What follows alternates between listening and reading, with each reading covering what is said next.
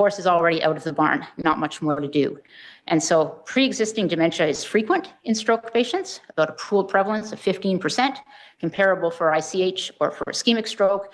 Lobar hemorrhage is more likely to be associated with pre-stroke dementia.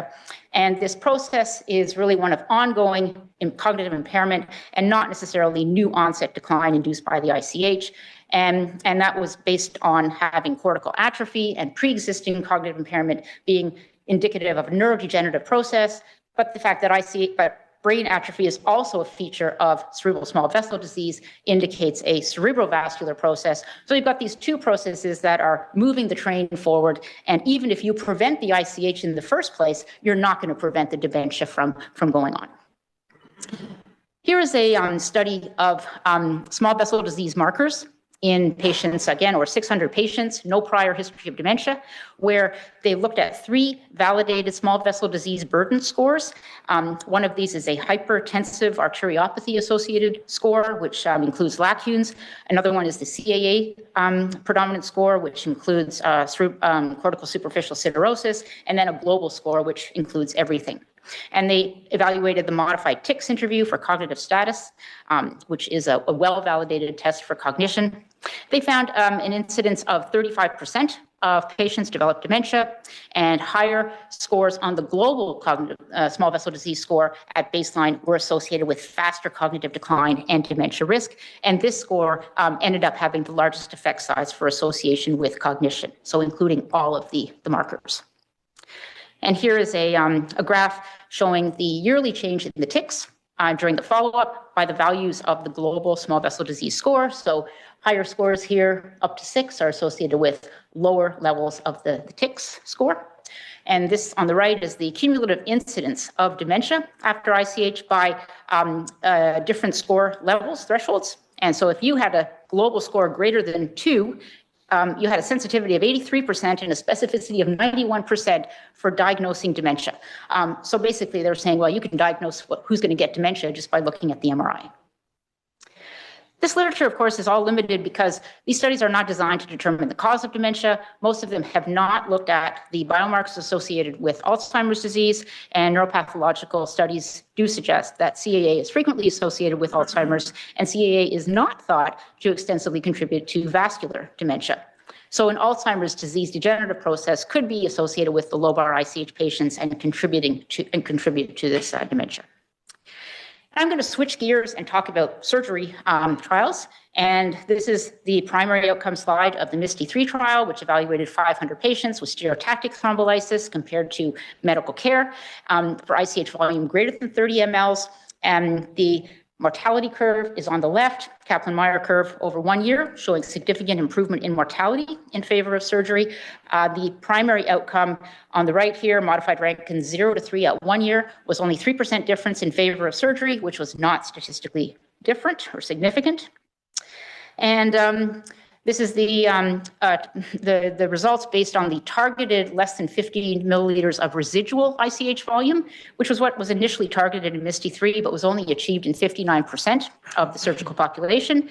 And if you compare those patients to the medical group, there's a 10% difference in the modified Rankin 0 to 3, which would have been significant, which suggests that taking out enough blood clot was going to improve outcomes. And here is a graph that we've shown many times, showing the probability of an improved modified Rankin scale, or probability of a good outcome compared to the amount of residual blood.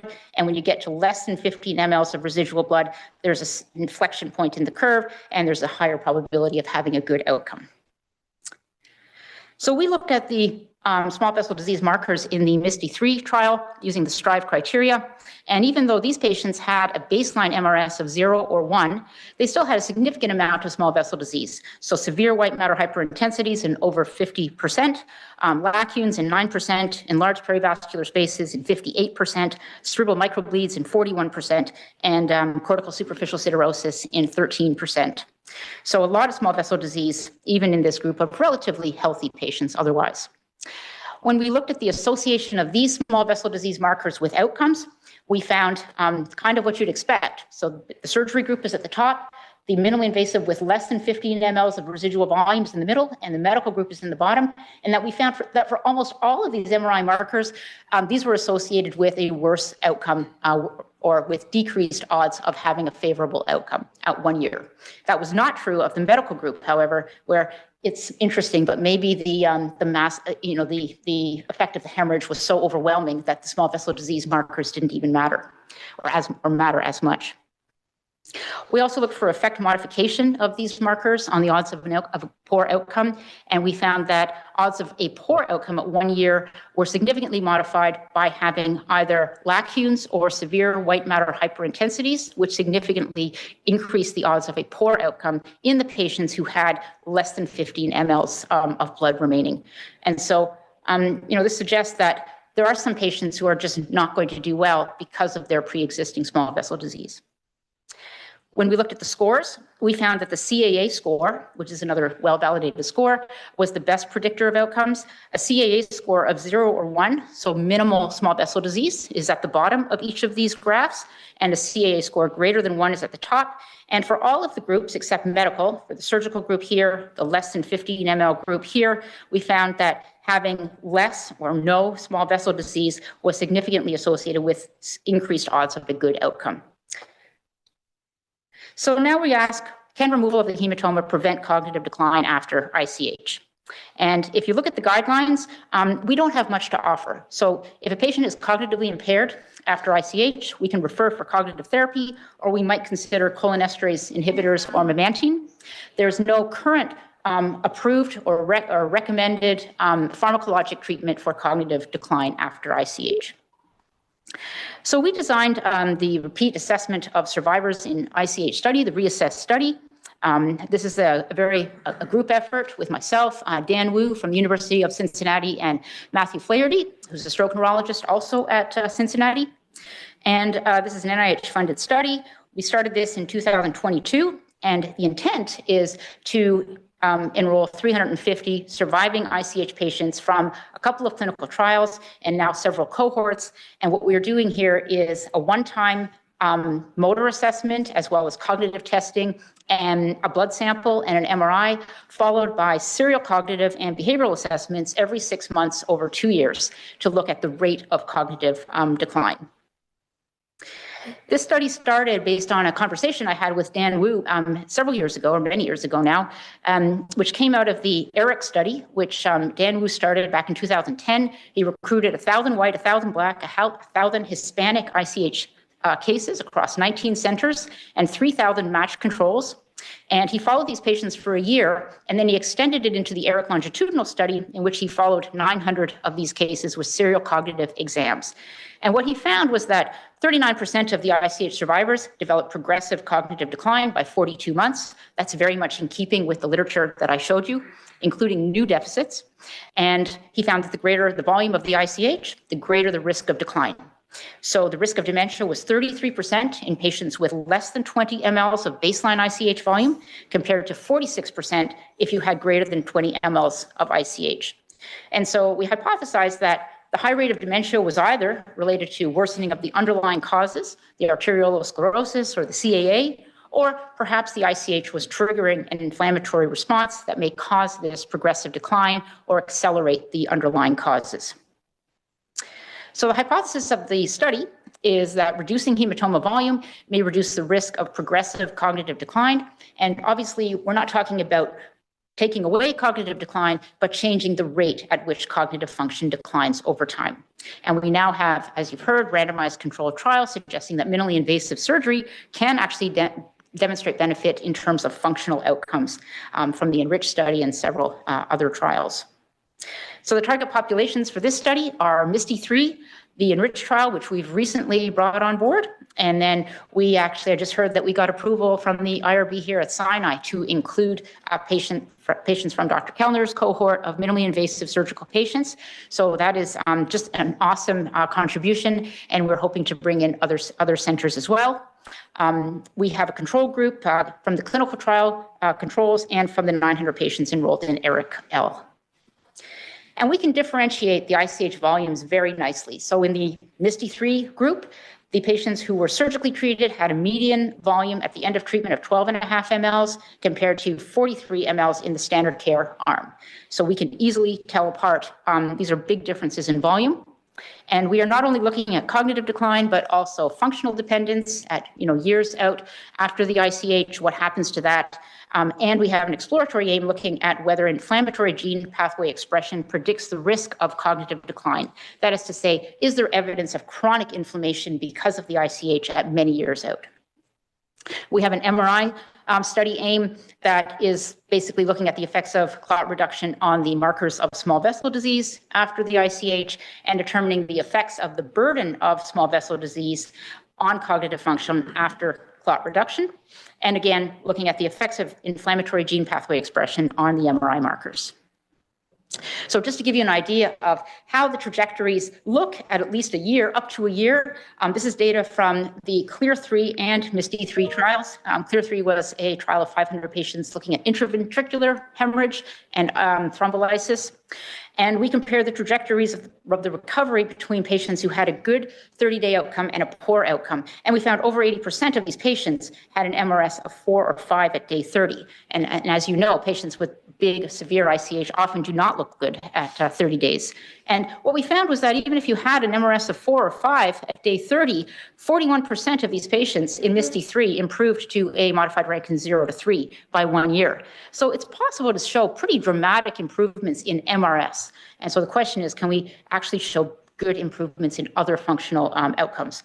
So does end of treatment volume differentiate outcomes well after minimally invasive surgery? This is just some unpublished data that I put together for this talk, looking at proportions of patients with MRS 0 to 3, comparing end of treatment less than 15 is the red, 53% compared to greater than 15, 38%. So a big separation. These curves sort of travel in parallel, and then they widen out a little bit at 1 year. For Barthel index, their curves are parallel again, but the difference between the two is much closer. So this is the mean, but the median is similar. Mean Barthel index 71 at 1 year for good clot evacuation compared to 64 for less good clot evacuation. And then what about mini mental status exam?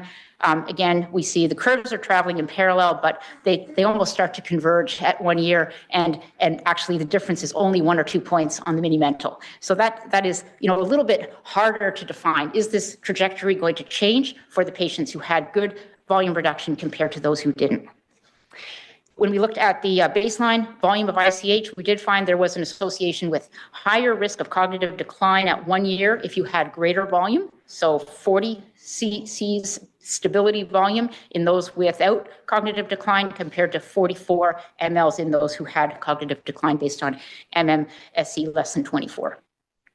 And then I just looked at a generalized linear model looking at the factors associated with that trajectory of MMSE over the full year in the MISTY-3 cohort. And these are all the factors that affect the mini mental status exam. And you can see there are a lot of them. So age is important. Stability volumes, both ICH and IVH volume, are significant. End of treatment ICH volume has only a modest effect in this particular model. But there are other factors. Baseline blood pressure or hypertension, you could easily be substituted here.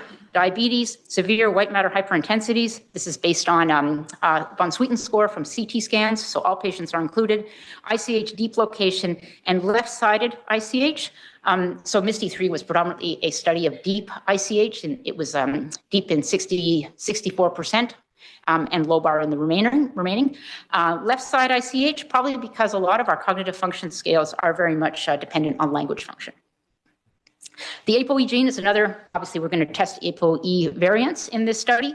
It's obviously associated with small vessel disease and with ICH risk, especially E2 and E4. And the ApoE4 actually interacts with the blood pressure after a primary ICH to increase risk of incident dementia and recurrent ICH and ischemic stroke. So the higher your blood pressure, the worse your outcome or the worse your risk for dementia is with any of these variants. And so that's another factor to look at in these kind of studies. How well is the blood pressure controlled? Just want to talk a little bit about inflammation for the last few minutes. So The question here from this animal data is, does peripherally mediated neuroinflammation persist during the late stage of ICH? And is this linked to delayed cognitive impairment? So this is data from a mouse collagenase model of ICH, looking at the accumulation here of the microglia and the peripheral immune cells and generation of reactive oxygen species in both the contralateral and the ipsilateral hemispheres in the chronic phase, which in the mouse is about 5 weeks. And so what they found is if these mice were actually cognitively impaired, and if they depleted the microglia, they found that they improved that cognitive impairment. So what they concluded was that chronic brain inflammation may contribute to delayed cognitive function in the experimental model. So what we are going to be doing is RNA sequencing of leukocytes, and this is some work from Lauren Sansing that we published a couple of years ago, looking at longitudinal transcriptional profiling of the monocytes, macrophages, neutrophils that came out of the hematoma effluent that we collected during the MISTY-3 procedure, and also from peripheral blood, and that showed dynamic changes in the inflammatory responses of the myeloid cells, which were initially producing the pro-inflammatory cytokines and later were switching to an anti-inflammatory cytokine production process. And we found that both in peripheral blood and within the hematoma. Now, this is data only up to about a week after ICH. So the question is, are we going to see this kind of change years and years out after the initial ICH? And finally, this is some very preliminary data from Dan Wu's group. He is conducting a study called Roselon, which is a study looking at MRI at time of ictus and then 18 months later. And as proof of concept, this is a picture of an MRI of a 51-year-old male with basal ganglia hemorrhage and NIH stroke scale of 11. And then 18 months out after this is the residual cavity here, and the NIH stroke scale improved to a 1. So the patient had a good outcome.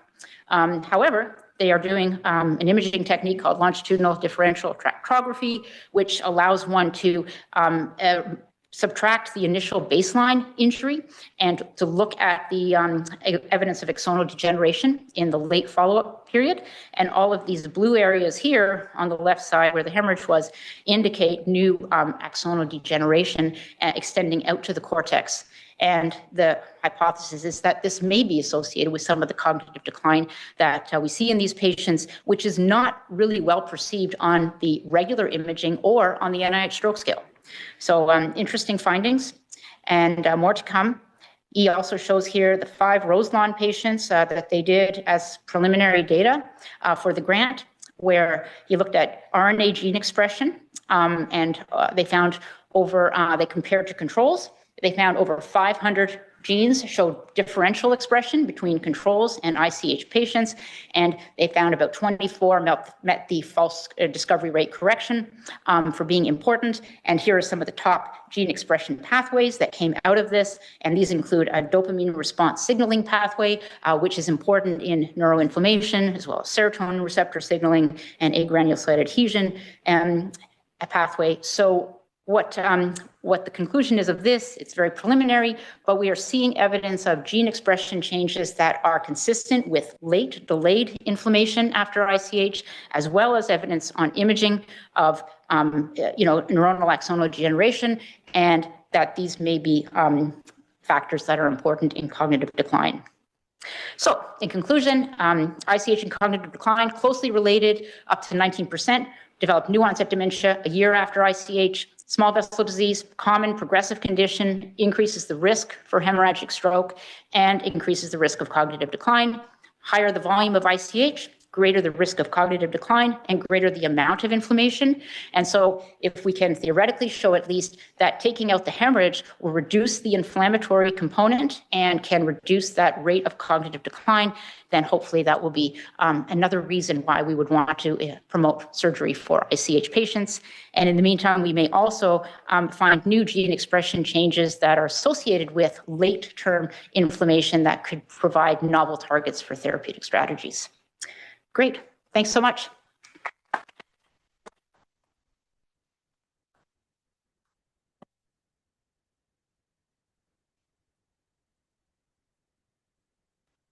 Thank you so much. That was excellent. Do you have any questions from the audience here or from the audience virtually? Yes, Fernanda. I have a question. I was wondering if you have looked at What's one of the markers of secondary? If you have looked at what has been described as one of the markers of secondary brain injury after ICH, which are these DWI lesions that sometimes are removed from the hematoma, and whether these predict cognitive, like poor cognitive outcomes long term. That's an excellent question. And yes, we have looked at them. I didn't put them into the model. We did show that evidence of lacunes on the, the small vessel disease burden scores did actually was associated with worse outcomes. I haven't looked at whether the DWI lesions themselves did. Now, we actually published this, a few years back.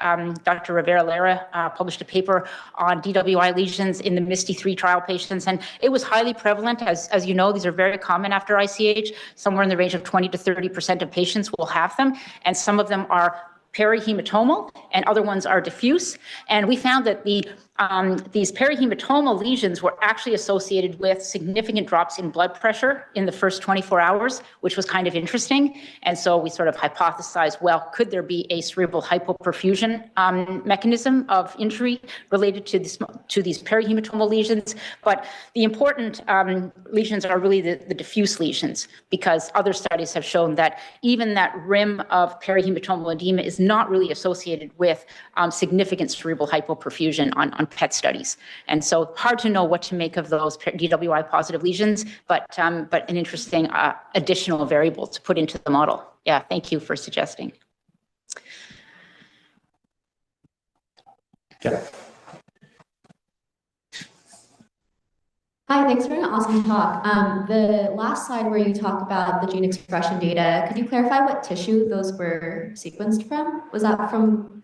That is from peripheral blood. Peripheral blood. Yeah, yeah. And I'm wondering if any of those genes are related to known signatures of dementia or any, related. I know that there's a lot of research on the brain parenchymal signature in dementia. Yeah, that's interesting. And I'm not a geneticist, but from what they've done so far, they have isolated these sort of top contenders that I talked about, the dopamine receptor signaling and the serotonin receptor signaling and a few others. And whether those are specifically associated, those are associated with inflammation, but it's not really known whether they're specifically associated with cognitive impairment. But more to come. Yeah, really cool. Thank you so much. I think we have a question on the Zoom from Dr. Neha Danginech. I'm here. Oh, there you go. Thank you. So good to see you, Wendy. Excellent talk. Do you think at this point in time, because we have so much data now that's telling us that the incidence of dementia is so high in our ICH survivors, and we know that mortality is improving, this whole question of survivorship and how do we create models of care delivery that prevent these patients from getting lost to follow-up? Because we're underestimating the burden outside of clinical research context. So what guidance would you have on, as we're doing some research on developing transitional stroke care models to follow these patients up longitudinally so they don't get lost to follow-up, but how do we use all of this information that we know that these are very high-risk patients, they're going to suffer from so many consequences, including this massive burden of cognitive decline. What is that right kind of transitions of care model so they don't get lost to follow-up? Yeah, that's a really excellent question, because as you know, these patients are just going to keep surviving longer and longer as we get better and better in treating the acute phase of the ICH. And how do you deal with that? We don't have, as you know, we don't have treatments for the chronic cognitive decline at this point in time. The idea is that we'll develop novel therapeutic strategies from all of this data that everybody is collecting. We can screen them. I'm sure you guys are doing that. We should be screening for depression. We should be just screening for cognitive decline in the follow-up clinics. And then, when I read the literature on, there are a lot of cognitive therapies that have been tried, right? There's cognitive behavioral therapy, and then there are a variety of pharmaceuticals, but there's just nothing that's proven to definitively improve patient cognitive function at this point in time. But there are things that may help some patients. And I think those are the things we just have to, offer people, but even seeing a cognitive neurologist at my center, it takes 6 months or longer, right? And that's, I think, where the bottleneck is going to occur. And hopefully we need to find a way to fix that bottleneck or do this through different avenues of treatment. Yeah. Yeah. Question back from Ian Ogland. Great, awesome talk, thanks. So in one of the slides, you demonstrated how radiographic evidence of chronic cerebrovascular disease was correlated with better or worse outcomes. And I noticed that it was significant for patients who had minimally invasive evacuation and not significant for patients who did not. Did you compare it to see if there was prognostic value in terms of looking for evidence of chronic cerebrovascular diseases for determining which patients might benefit from minimally invasive evacuation? Yeah, that's an interesting question. And, I was talking to Dr. Kellner, and I know that you guys are operating on patients up to a modified Rankin of 3 premorbidly. And so, we obviously, those patients are just not included in the trials at this point. And I guess the question is, should we at any point restrict these surgeries to patients who are, cognitively not doing well, or who have all these small vessel disease markers that suggest they are not going to do well regardless of what they do, what we do? And obviously we don't have the answer yet. And it's a little bit like, when we started using TPA, we started with a very restricted population, and then that population grew and grew and grew, and the time window grew. And I predict that it may be a backward approach where we operate on everybody right now, and then we determine later who really can benefit from this procedure. But the same thing has been shown for thrombectomy, by the way, right? The more small vessel disease markers you have on the premorbid scan, MRI scan, the worse. You have exactly the same decrease in proportion of good outcomes from mechanical thrombectomy. And we certainly don't restrict mechanical thrombectomy from the vast majority of patients, right? Unless they are really demented and there's a goals of care discussion that suggests that we shouldn't be, this is not in the best interest of the patient, right? So it's an interesting question. I'm not sure how things are going to move forward from here, but it's a really good question. Thank you. Very good. Thank you so much for the talk, really interesting. My question is in regards to the patient who had the basal ganglia hemorrhage.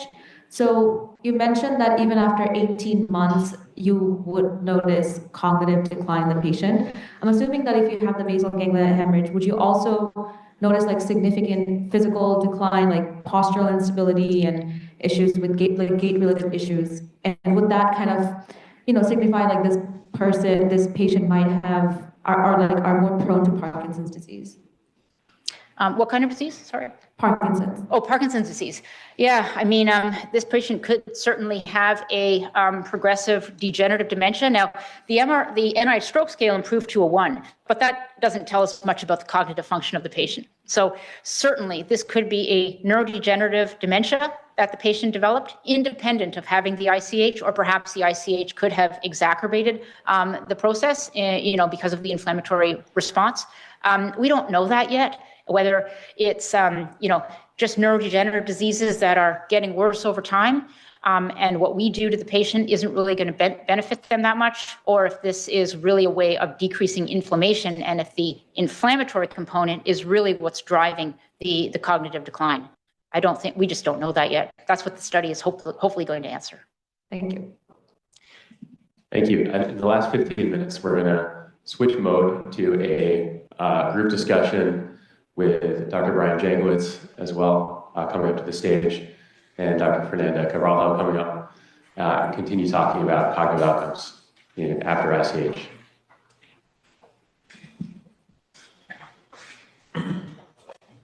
So often we have a talk and questions and then kind of finish it up there, but I thought we could kind of go a little deeper perhaps on practical application of assessing cognitive outcomes, a little bit about what Dr. Jangowitz asked, and then kind of thinking about what some of the ideal situations would be a few years from now about assessing and treating cognitive outcomes. But maybe we'll start with the question, what is it about ICH that makes it so devastating to cognition? It seems like that one slide you showed, which I'd never seen before, that showed cognitive outcomes, the percent of patients with severe cognition problems in subarachnoid hemorrhage, ischemic stroke, and interstitial hemorrhage.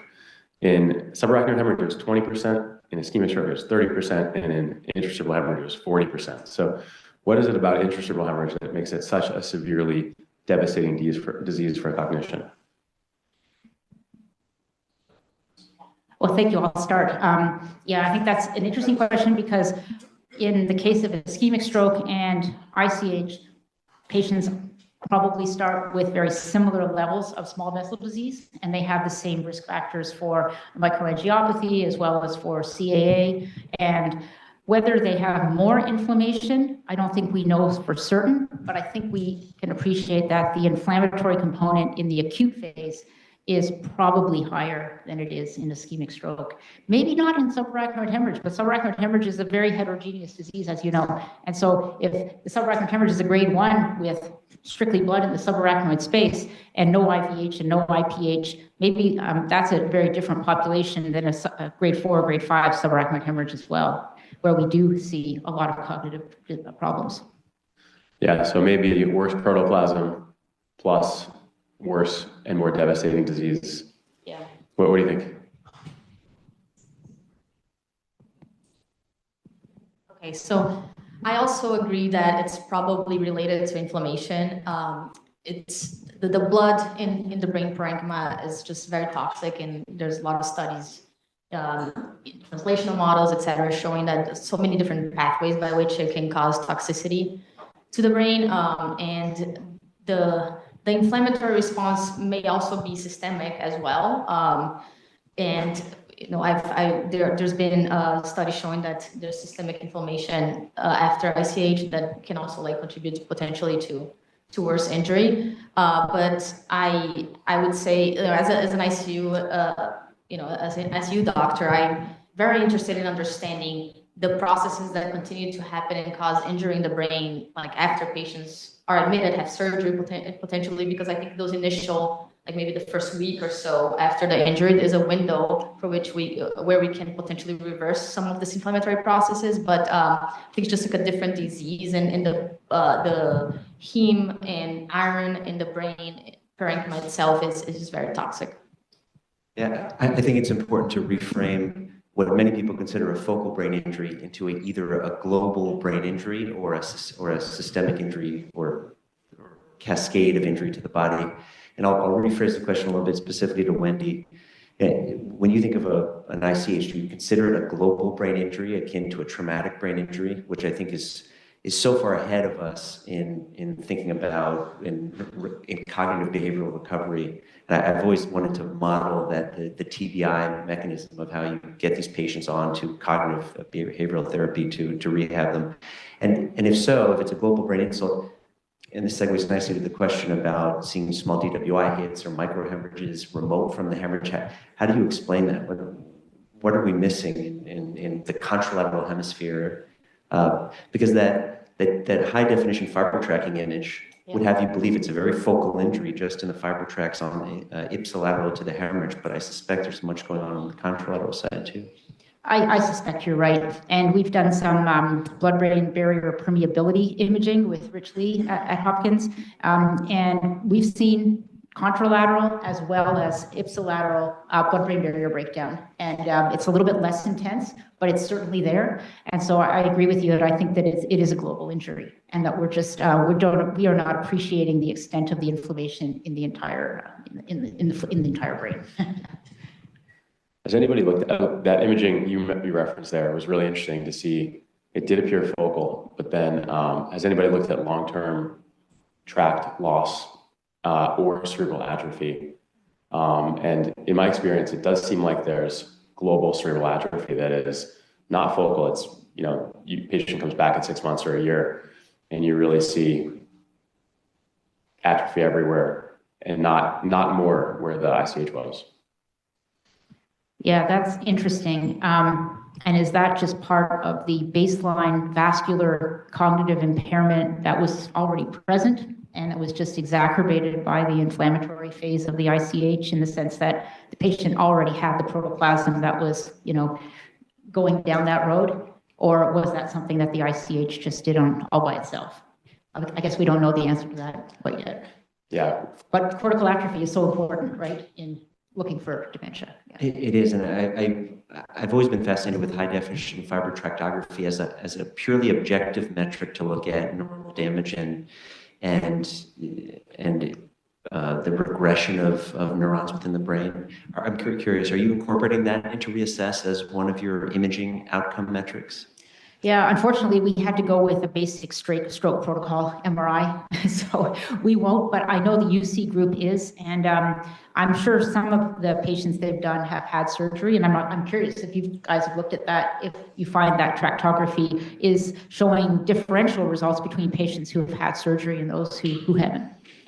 We do have a data set. We have been regularly getting tractography, and we actually just got the software to do some analysis on it. So we're looking forward to getting some data on that. But we do have tractography as standard of care that's performed for our ICH MRI protocol for all the ICHs, at least in the acute phase. Back to the question about it being a global brain injury. I don't know enough about cognitive assessments at 3, 6, 9, 12 months, but can they parse out the difference between hemispheric causes of dementia, as in if you have a left-sided hemorrhage at 6 months, can you define certain types of cognitive dementia based on right-sided injury that might start elucidating that it's more of a global injury? Yeah, so I think the problem is with the domains that there are domains that are going to be differentially affected. So I mean, language and function obviously is going to be significantly affected with a left-sided lesion potentially. There are parathalamic lesions that may affect memory to a greater extent, right-sided lesions, neglect, and those type of syndromes.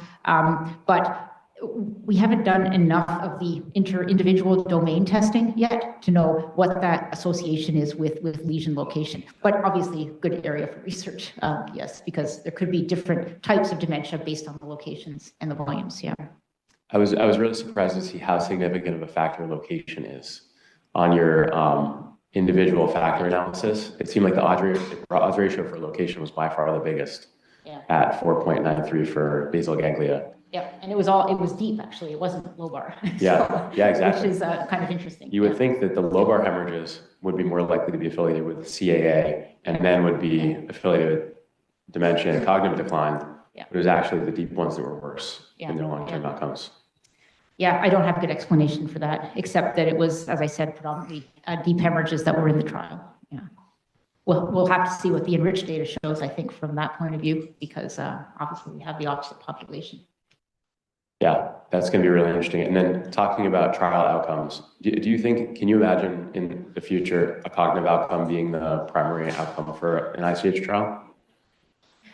Yeah, that is, there are so many confounders as we now, as we see between the small vessel disease and, potential, the CAA markers, the ApoE genotyping. If we could control for those factors, I think it could be a primary outcome, but because we have to look so far out, I'm not sure that sort of differentiation between early and late dementia at 6 months, whether that's a real thing or whether that's just an artificial sort of boundary that was created for that study. But it seems like there are sort of different factors that sort of are causative in the dementia spectrum for early and late onset. So I'm not sure that we're ready for that yet, but it would be an interesting study. Yeah.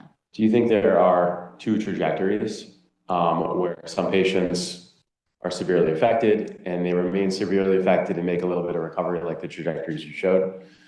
Or are there some who get better and then get worse over time with this kind of new phenomenon of a delayed decline? Yeah, we didn't see that in any of our outcome trajectories. And we looked at a whole bunch of things. We looked at EQ, VAS, and some health-related quality of life outcomes. We looked at depression. We looked at, obviously, the functional outcomes. And we always saw the biggest incline, 0 to 6 months, and then a smaller incline, 6 to 12 months. We never saw that sort of downtrend, at least not so far. Yeah. That's really interesting.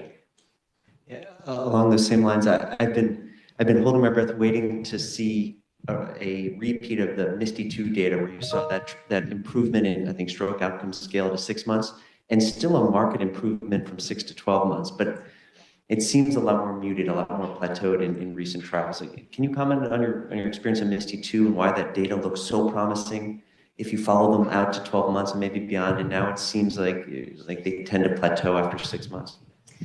Yeah, I'm not sure what that is. I mean, it was an international trial, so we had a lot of of participants outside of this country. I think, everybody went through rehab as far as I know. There was a big, I guess, effect of going home. And a lot of people had gone home by 6 months, and maybe that was part of the improvement. Just being a number of days at home is a huge factor in outcome improvement. So once you get home, after 6 months, I guess maybe you lose the impact of the rehab, the intense rehab, and maybe, I don't know what you guys think, and maybe, you're at home and maybe there's just, there's less opportunity to continue to improve. Or maybe there's something about the brain that says, okay, I've done enough, and I'm gonna, this is what you get. I don't know. What do you think?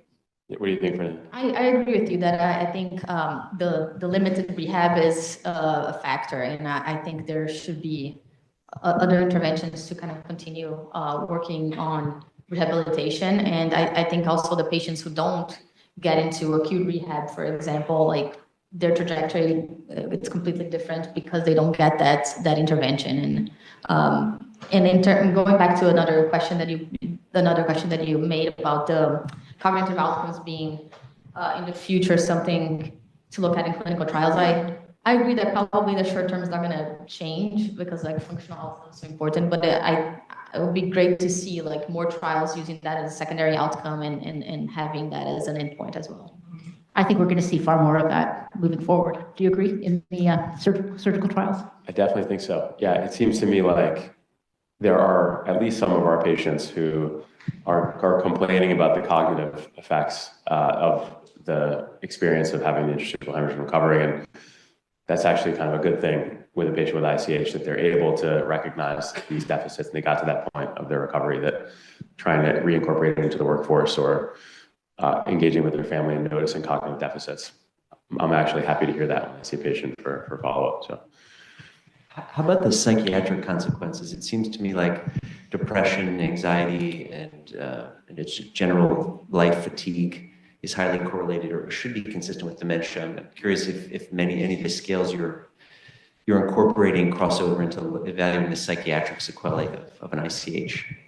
Yeah, it's super important. So big confounder. And so, yeah, we did the CESD depression scale, and we published that in the Mystery 3 patients. And yeah, I found a high incidence. It was about 17-18% of patients who were truly depressed. And when population studies in this country, at least, that have looked at depression after stroke, have looked into sort of how many patients are on antidepressants, it's like 3 to 4%. So certainly it's an uncaptured diagnosis in the sense of treatment at this point, and has to be controlled for in any cognitive outcome study, right? As well as anxiety that goes along with the psychiatric outcomes. Let's talk a little bit about the role of surgery. There was that MISTY 2 data analysis looking at the edema related to the end of treatment volume, and the more blood that was removed, the less edema there was. So it seemed like there might be a connection between getting the blood out and limiting in some way the acute inflammatory response in the brain and maybe even systemically. Do you think that might be a mechanism for treating cognitive deficit down the road? So treating edema? Treating inflammation with blood removal. And then that improving cognition long-term. Yeah, I mean, that's really what we're hoping to show. Now, whether you need something more than just hematoma removal, whether you need to add some sort of pharmacologic therapy, either before or during or after, it's sort of like where we might foresee the field going in 10, 15 years. Yeah, I think it's like really exciting to what you're doing and kind of trying to understand how surgery may have an impact on inflammation, because I think understanding this mechanism is going to be the key, because not every patient is going to be a candidate for surgery, right? And there's going to be some that we don't have that much to offer, but if you understand the mechanisms of injury, we can target therapies to that and have more that we can do for patients, maybe in the acute setting or even in the long term. What's exciting in the clinical trial space in edema treatment in ICH? I know you're involved, maybe the safety board for Beach. I'm one of the co-PIs of the BEACH trial, which is testing a small molecule cytokine suppression sort of molecule that suppresses cytokine release in patients with Alzheimer's disease. That's where it was initially tested by Linda Van Eldik, who's a basic scientist at the University of Kentucky. And so she developed the molecule. And so we're testing it in 120 ICH patients in 10 centers across the US, and we're at patient 52 or so. So we're moving forward. And we're measuring perihematomal edema as a secondary outcome. It's a phase 2B, so the primary outcome is still early mortality. It's a safety study in many ways, but we're doing PK sampling and cytokine concentration evaluation as well. So yeah, I think it's a small molecule that has a potential to reduce edema. And we are treating mostly smaller hemorrhage size, where it's hard to say whether edema is a major factor in their mortality or in their cognitive function long term.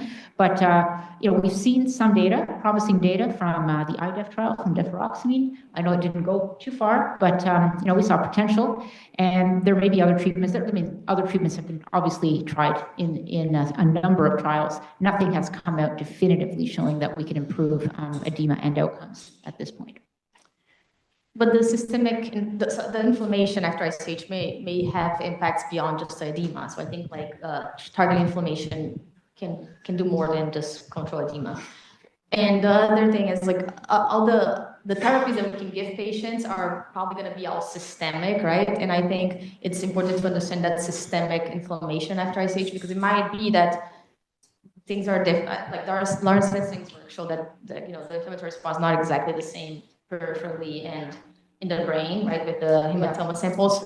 But the targets that we want is going to be something that we can administer systemically, and that's going to help with brain injury. Yeah, I love the idea of it opening up the opportunity for pre-hospital administration, our neurocritical care brethren helping us on the post-surgical evacuation as well. So just opening up more opportunities to affect change.